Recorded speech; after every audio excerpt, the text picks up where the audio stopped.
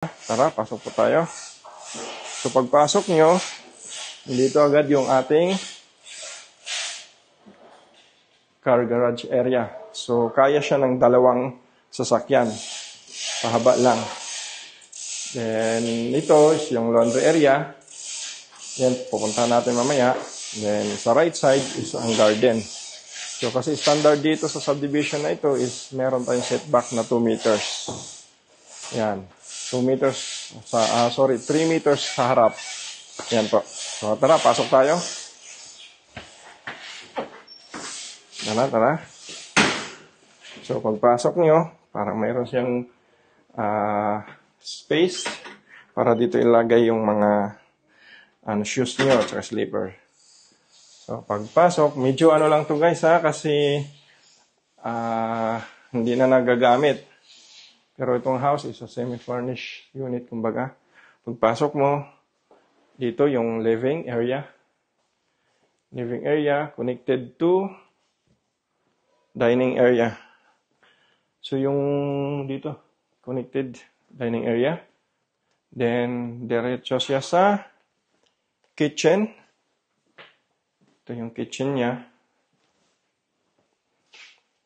So may na siya, water filtration na siya system na nakakabit. So isasama na yan sa pagbebenta. Din yung mga gamit, mga high-end po ang ginamit dito. So kung mapapansin niyo po, kasama to. So meron na kayong mga built-in cabinet, mga magagandang klase, lavatory. Then dito is extension ng dirty kitchen natin. So, dirty kitchen. Ito, pwede itong gawing room. Maids room. Maids room siya actually. Then, ito yung laundry area. So, itong side na to, ang laundry area natin, may access sa garage. So, ito po. Yan, going to garage.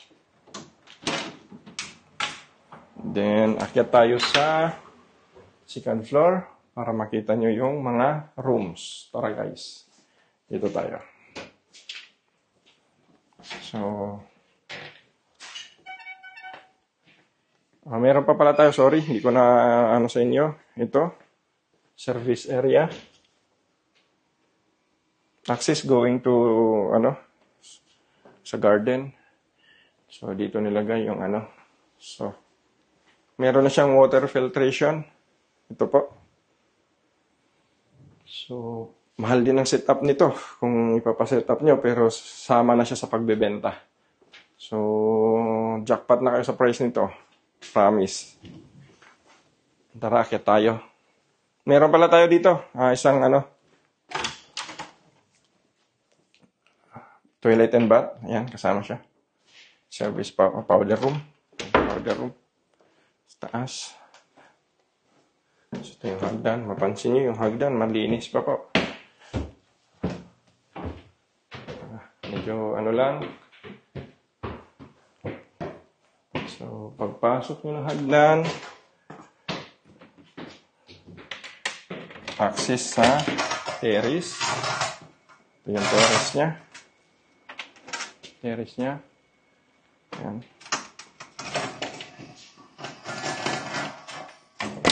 Then, ito access going to attic. Then, ito yung master's bedroom. So, itong bed, bagong-bago, hindi pa nagagamit yan. Possible, isama yan. Kasi may mga bagong gamit na sila, ma'am. Si sir, sa taas, sa kabilang bahay nila. Ayan. High ceiling po yung niya. Naka-attic siya. Then, ito ang tingnan nyo guys. Ito yung walk-in closet ni ma'am. So, napakalaki. Yan po yung walk-in closet niya. Yan. Yan. So, hindi rin talaga tinipid yung gawa nito. Yan. Magagandang klase po ito yan. Tapos, ito yung toilet nila.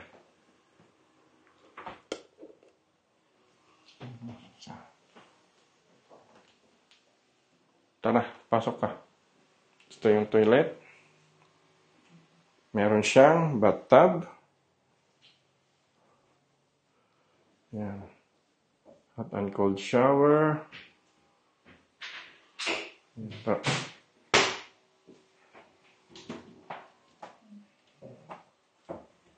So.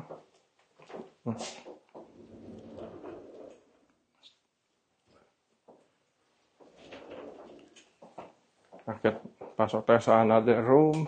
So, sa second floor, meron siyang 3 rooms. Tapos meron pa siyang mga cabinet. Yun yung master's bedroom. Ito yung another room. So, meron na siyang mga aircon. Inverter po lahat yung aircon. Daikin yung brand. Ayan. Then, meron siyang cabinet na built-in cabinet.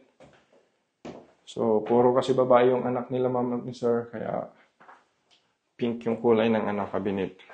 Pwede nyo yan baguhin sakali. Tara. So, another. Kasi ito yung common toilet and bath. Tapos, ito yung another room. Another room. Ito. Meron din siya sariling built-in aircon na, inverter. Yan. So may access din siya. Ito. View sa terrace.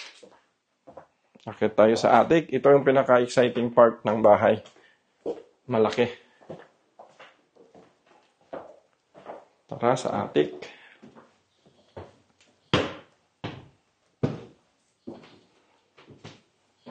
So ito siya. Napakaluwag po nito. Meron siya rito isang another room. Another room. May sarili ring aircon. And ito yung attic niya. Pwede nyo gawing family area.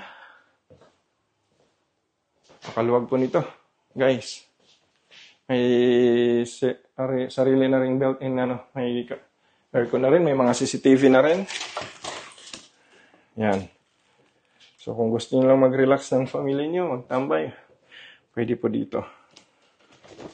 Then, ito yung pwede nyo gawing office. Office. Actually, office talaga to ni sir. So, pwede nyo rin gawing office. O gawin yung storage kung kayo na bahala.